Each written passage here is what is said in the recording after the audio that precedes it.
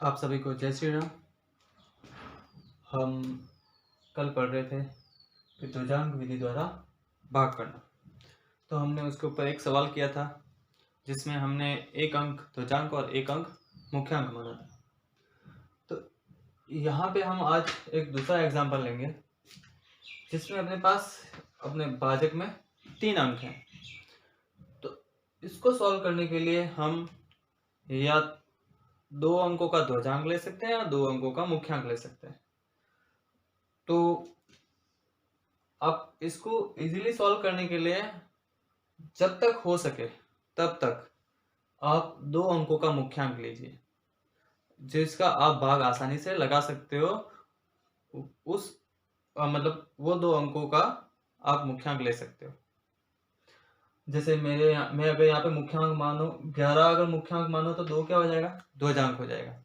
तो 11 मुख्यांक मानूंगा तो 11 का मैं भाग आसानी से लगा सकता हूँ, तो मैं 11 को मुख्यांक ले सकता हूँ।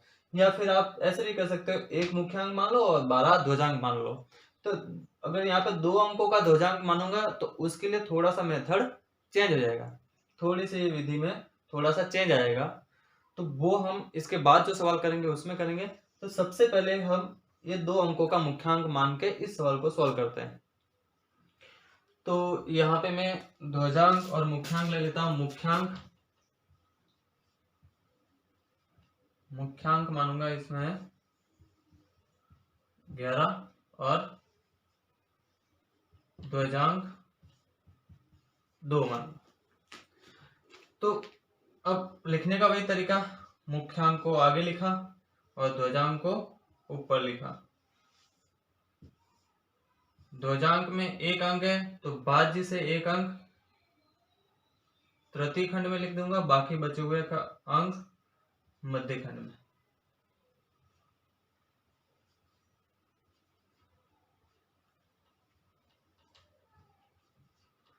तो ये लिख लिया। ध्वजांक में एक अंक है तो एक अंक तृतीय खंड में लिख दिया, फिर बचे हुए अंक मध्य खंड में लिख दिया। अब इसके बाद वही स्टेप सारे करूंगा। स्टेप फर्स्ट, जिसमें मैं मुख्यांक का उपयोग भाग लगाने के लिए करते हैं, ध्वजांक का उपयोग हम संशोधित भाज्य निकालने के लिए करते हैं। तो भाग लगाने के लिए यहाँ पे 45 है, 4 में नहीं जाएगा तो मैं 45 में लगाऊंगा, 45 में लगाऊंगा। 45 में 11 का भाग लगाऊंगा, 4 बार जाएगा, 44 आएगा और शेषफल क्या बचेगा, 1 बचेगा। तो शेषफल हम इसके आगे वाली संख्या के आगे और भागफल यहाँ नीचे लिख लेंगे। अब स्टेप सेकंड, तो यहाँ पे अपना नया भाज्य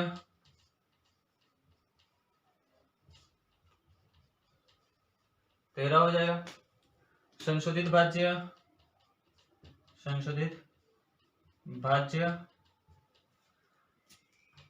क्या हो जाएगा, नया भाज्य माइनस भागफल इंटू ध्वजांक। तो क्या होगा यहाँ पे 13 माइनस 8 बराबर 5। ये अपना संशोधित भाज्य आया। अब संशोधित भाज्य में भाग लगाना है। स्टेप थर्ड, संशोधित भाज्य में भाग लगाना है तो मैं 5 में किसका भाग लगाऊंगा, मुख्यांक का। 11 का भाग लगाऊंगा, कितनी बार जाएगा, 0 बार जाएगा। और शेषफल क्या बचेगा, 5 बचेगा। तो यहाँ पे 0 बार गया और शेषफल 5 आएगा। तो अब स्टेप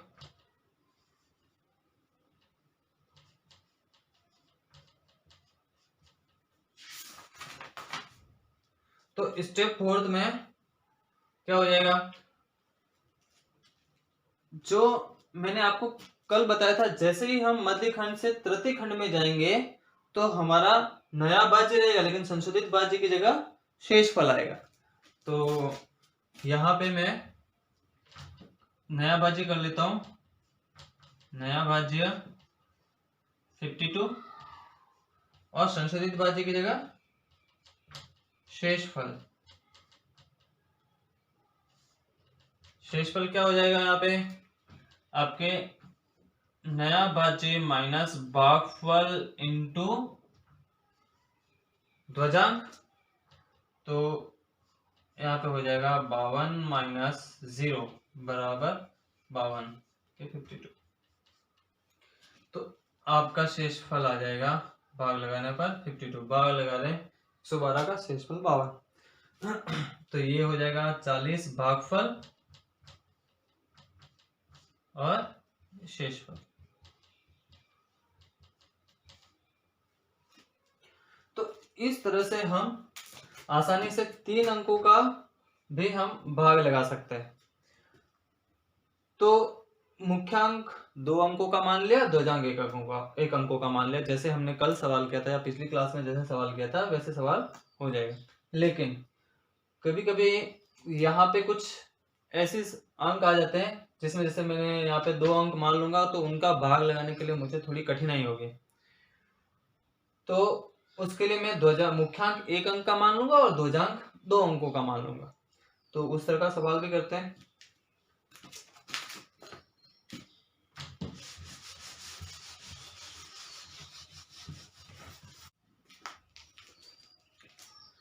इसी तरह हम दूसरा सवाल करेंगे, दूसरा एग्जांपल करेंगे जिसमें हम 3 अंकों का भाग लगा रहे हैं। तो पिछला जो सवाल था उसमें हमने 112 का भाग लगाया जिसमें 11 को हमने मुख्यांक माना था क्योंकि 11 का हम आसानी से भाग लगा सकते हैं, और 2 को हमने ध्वजांक माना था। लेकिन यहाँ पे मैं अगर 87 को ध्वजांक मानो और सॉरी मुख्यांक मानो तो 87 का भाग मैं आसानी से नहीं लगा सकता। तो मैं यहाँ पे 8 को मुख्यांक मानूंगा। तो मुख्यांक हो जाएगा 8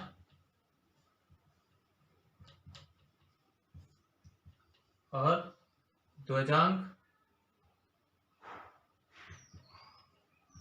79 हो जाएगा। तो लिखेंगे वैसे ही, मुख्यांक को आगे लिख दिया, ध्वजांक को ऊपर लिख दिया और 3 भागों में विभाजित कर लिया। अब यहाँ पे ध्वजांक मैंने 2 अंकों का लिया, तो हम जिस संख्या में भाग लगा रहे हैं उसकी इकाई और दाही दोनों ही हम तृतीय खंड में लिखेंगे, तृतीय खंड में लिखेंगे, ये 32, और बाकी बचे हुए अंकों को हम मध्य खंड में लिखेंगे, 2 1 0 1 5। अब हम मुख्यांक का उपयोग कहाँ होगा, भाग लगाने के लिए होगा, और ध्वजांक का उपयोग संशोधित भाज्य निकालने के लिए होगा। तो मुख्यांक का उपयोग भाग लेना, स्टेप फर्स्ट 21 में 8 का भाग लगाऊंगा, 2 बार जाएगा, शेषफल 5 बचेगा। तो 21 में भाग लगाना 2 बार गया, शेषफल 5 बचा, जो 21 के बाद और 0 से पहले लिख लेंगे। अब स्टेप 2 नया भाज्य निकालेंगे, नया भाज्य हो जाएगा 5 और 0 50। अब संशोधित भाज्य निकालने के लिए क्या करना पड़ेगा, संशोधित भाज्य निकालने के लिए हमें जो भागफल आया और जो ध्वजांक है, ध्वजांक में 2 अंक है तो यहाँ पे भी हमें 2 अंक लेने हैं। तो इसका और इसका क्या होगा, द्वंद्व होगा। द्वंद्व क्या होता है, और यहाँ पे मैं द्वंद्व को 2D से लिखूंगा, द्वंद्व को D से लिखूंगा। तो द्वंद्व क्या होता है कि अगर मैं यहाँ पे 79 79 और 2 का द्वंद्व कर रहा हूं तो यहाँ पे आगे 02 हो जाएगा। तो इन दोनों का ऐसे क्रॉस में होगा मल्टीप्लाई, जैसे ऊर्ध्व तिर्यक सूत्र, अगर के ऊर्ध्व तिर्यक सूत्र द्वारा जो गुणा होता है उस तरह से होगा। वैदिक गणित में ऊर्ध्व तिर्यक भी एक तरह का सूत्र है, उसका भी उपयोग बहुत सारे संक्रियाओं को सॉल्व करने के लिए किया जाता है, जिसमें गुणा, वर्गमूल निकालना, भाग देना, उस वैसे। अब हमें क्या करना होता है, इसका क्रॉस में 7 का 2 के साथ मल्टीप्लाई, 14 और 9 का 0 के साथ मल्टीप्लाई, 0 और इन दोनों का मल्टीप्लाई करके दोनों को आपस में ऐड कर देना, तो 14 आएगा। तो यहाँ पे भी वैसे ही करना है। तो नया भाज्य में से 79 व 02 का द्वंद्व, तो क्या हो जाएगा 50 माइनस 14 बराबर बच जाएगा 36। तो संशोधित भाज्य 36 आएगा।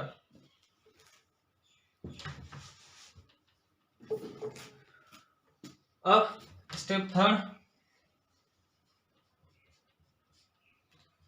क्या होगा, 36 संशोधित भाज्य में मुख्यांक का भाग लगाऊंगा, 4 बार जाएगा और शेषफल भी 4 बचेंगे। तो 4 बार गया, शेषफल 4 बार 4 बचा। स्टेप 4 नया भाज्य हो जाएगा 41 41। संशोधित भाज्य नए भाज्य में से किस का द्वंद्व, अब यहाँ पे 02 नहीं, अब 24 का द्वंद्व लेंगे। 24 का 79 79 79 व 24 का द्वंद्व। तो इसका ऐसे ही क्रॉस में 41 माइनस 28 प्लस 18, तो 41 माइनस 46 बराबर -5 आएगा। तो ये जो हमारा संशोधित भाज्य जो आएगा वो क्या आ रहा है, ऋणात्मक में आ रहा है। संशोधित भाज्य क्या आ रहा है, ऋणात्मक आ रहा है। तो हमने पिछले वीडियो में बताया था मैंने आपको कि जो हमारा संशोधित भाज्य है वो धनात्मक आना चाहिए। अगर जब ऋणात्मक आया तो हम क्या करेंगे, उससे पहले वाली स्टेप में चले जाएंगे। तो उससे पहले वाली स्टेप, चौथी से पहले वाली स्टेप कौन सी थी, तीसरी। तो स्टेप थर्ड से पुनः स्टेप थर्ड से। तो यहाँ पे क्या किया था हमने, 36 में 8 का भाग लगाया था 4 बार।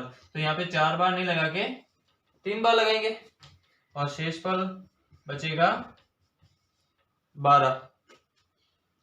शेषफल 12 बच जाएगा। तो यहाँ पे 4 बार भाग ने लगा के 3 बार लगाया और यहाँ पे 4 की जगह क्या बचा, 12। तो स्टेप 4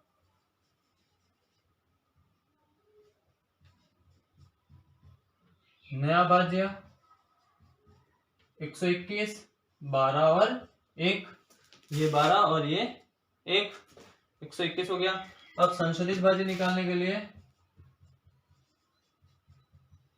121 में से किस का द्वंद्व माइनस करना है, थोड़ा सा नीचे।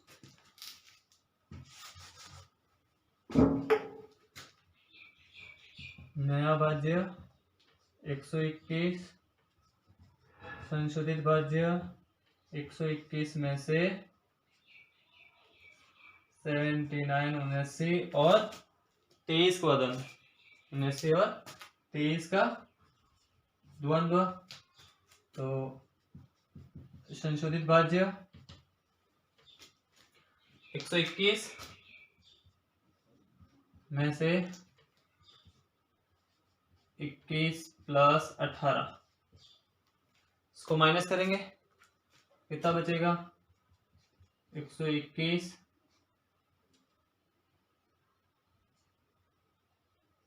तो प्लस सॉरी माइनस 9 और 3। तो यहाँ पे संशोधित भाज्य आपके आ जाएगा 11 में से 9 जाएगा तो 2, 11 में से 3 जाएगा तो 8।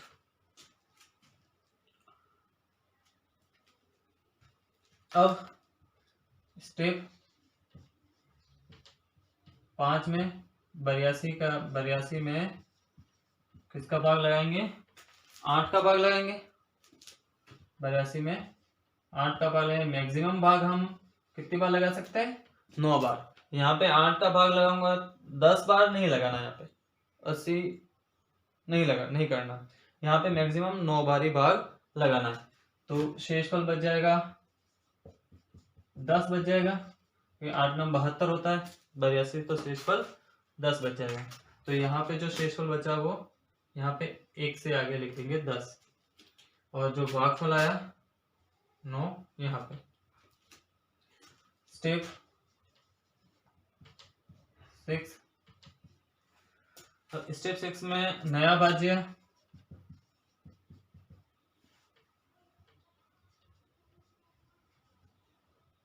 नया भाज्य 10 और 5, ये 10 और ये 5। अब संशोधित भाज्य निकालना है, क्या हो जाएगा 105 नया भाज्य में से माइनस करना है 79 और 39 का द्वंद्व, 79 और 39 का द्वंद्व को माइनस करना है। तो संशोधित भाज्य 105 माइनस 63 प्लस 27, तो 105 में से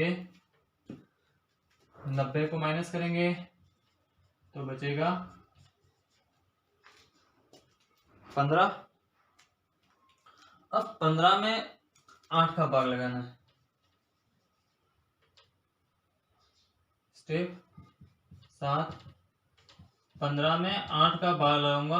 अगर यहाँ पे मैं एक बार लगाऊंगा तो आगे यहाँ पे तृतीय खंड में जाने पर क्या हो जाएगा, ऋणात्मक में आएगा।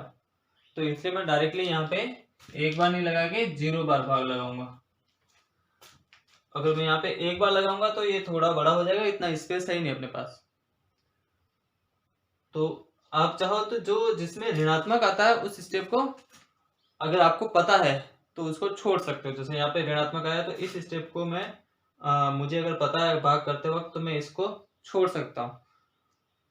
तो यहाँ पे जैसे मुझे पता है कि यहाँ पे अगर मैं इसको एक बार भाग लगाऊंगा, शेषफल 7 बचेगा, 7 को यहाँ पे रखूंगा, फिर इसको जैसे ही मैं तृतीय खंड में शेषफल के लिए सॉल्व करूंगा तो यहाँ पे ऋणात्मक में आएगा।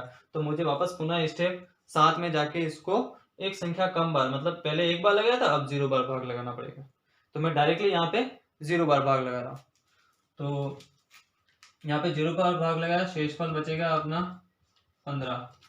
तो यहाँ पे 0 बार भाग लगाया, शेषफल 15 बचेगा। स्टेप 8, नया भाज्य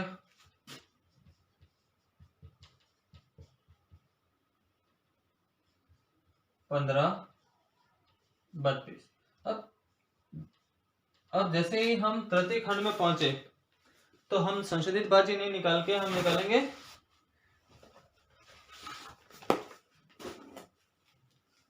तृतीय खंड में पहुंचे, और जैसे ही हम तृतीय खंड में पहुंचेंगे शेषफल संशोधित भाज्य नहीं निकाल के शेषफल निकालेंगे। तो शेषफल निकालने के लिए यहाँ पे थोड़ा सा मेथड चेंज है। शेषफल में क्या हो जाएगा, नया भाज्य माइनस करेंगे सबसे पहले वैसे ही 90 और 79 और 90 का द्वंद्व। लेकिन जैसे कि यहाँ पे मैंने तृतीय खंड में इकाई और दाही दोनों संख्या ली है, तो इकाई और दाही संख्या क्या होती है, जैसे मैं इकाई और दाही संख्या जैसे यहाँ पे 32 मान लो, तो 32 क्या होगा 2 + 3 × 10, तो ये इकाई और दाही के साथ 10 का इंटू होगा। तो वैसे ही मुझे यहाँ पे 2 अंक लेने, एक इकाई के लिए और एक दाही के लिए। तो यहाँ पे आपको क्या करना है, 10 का इंटू करना है, और इसमें जो इकाई वाले अंक है, इसमें जो पीछे वाले अंक है, इनका भी द्वंद्व करना पड़ेगा इस तरह से। तो ये ध्यान रखना है, पहले आप जैसे आप द्वंद्व करते हो वैसे ही द्वंद्व करना, उसके साथ 10 का मल्टीप्लाई करना है, और अब यहाँ पे जो लास्ट वाला नंबर है उनका भी आपस में द्वंद्व करना है। तो यहाँ पे बचेगा 1532 माइनस इनका द्वंद्व हो जाएगा 7 का इंटू 0 से होगा 0, 9 का इंटू 9 से होगा 81, 81 इंटू 10 810 हो जाएगा। फिर प्लस होगा 9 का इंटू 0 से होगा 0, तो 1532 में से 810 को माइनस करेंगे तो यहाँ पे 2, यहाँ पे 2 और 7, तो यहाँ पे बचेगा अपना 722। तो भागफल बच जाएगा 2390 और शेषफल 722। तो हमने आज द्विजांक विधि पढ़ी, जिसके अंदर 2 अंकों का मुख्यांक मान के भी किया और 2 अंकों का द्विजांक मान के भी किया। आज के लिए इतना ही। जय श्री राम। और चैनल को लाइक करें, और वीडियो को लाइक करें और चैनल को सब्सक्राइब करें। जय श्री राम।